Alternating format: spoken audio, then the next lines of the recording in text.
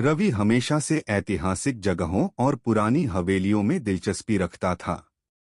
जब उसे शहर से दूर एक सस्ती मगर शानदार हवेली खरीदने का मौका मिला तो उसने बिना देर किए हाँ कर दी।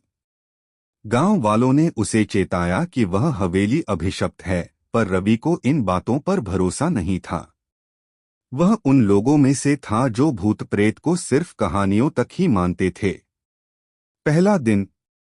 हवेली में दाखिल होते ही रवि को एक अजीब सा एहसास हुआ, जैसे कोई उसे देख रहा हो। उसने इसे अपना भ्रम समझकर अनदेखा कर दिया। हवेली में पुराना फर्नीचर, बड़े झूमर और लकड़ी की बनी सीढ़ियां थीं, जो हल्की सी भी चाल पर चरमराने लगतीं।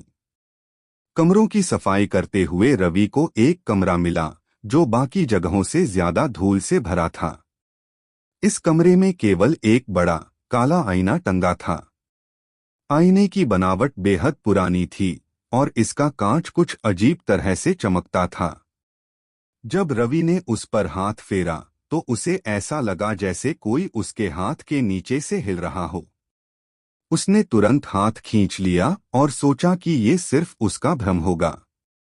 पहली रात ही कुछ अजीब हुआ। आधी रात को रवि की नींद अचानक खुल गई। हवेली में एक अजीब सी सरसराहट हो रही थी, जैसे कोई धीमे कदमों से चल रहा हो। रवि ने उठकर चारों ओर देखा, लेकिन कुछ नहीं दिखा। तभी उसकी नजर आईने पर पड़ी। आईने में कुछ हलचल सी हो रही थी। उसने गौर से देखा और उसे महसूस हुआ कि आईने में कोई परछाई हिल रही थी। एक औरत की आकृति, लंबे बाल, डरावनी आंखें और अजीब सी मुस्कान। वह पीछे हटने ही वाला था कि आकृति ने अचानक उसकी ओर देखा। रवि की सांसें रुक गईं। आईने में मौजूद वह परछाई अब स्थिर खड़ी थी, लेकिन उसकी आंखें सीधे रवि की आंखों में झांक रही थीं।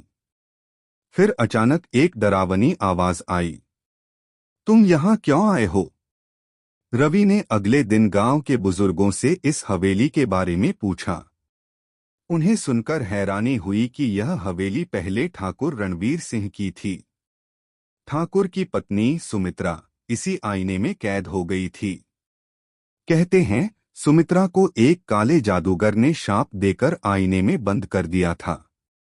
तब से जो भी इस हवेली में आया वह कभी वापस नहीं गया। रवि को यकीन नहीं हुआ, लेकिन पिछली रात जो उसने देखा था वह एक भ्रम नहीं हो सकता था। रात होते ही रवि ने आईने पर एक काला कपड़ा डाल दिया ताकि वह कोई डरावनी चीज न देख सके। लेकिन आधी रात को एक तेज झटके से वह जाग गया। कपड़ा जमीन पर गिरा पड़ा था। आईने में फिर वही परछाई थी, लेकिन इस बार रवि ने देखा कि वह परछाई आईने के भीतर से बाहर आने की कोशिश कर रही थी। उसकी चीख हवेली में गूंज उठी, पर बाहर कोई सुनने वाला नहीं था। अचानक आईने से एक हाथ निकला और रवि का गला पकड़ लिया। सुबह गांव के लोग हवेली में आए तो उन्होंने देखा कि रवि गायब था। आईने में एक धुंधली छवि नजर आ रही थी, रवि की छवि।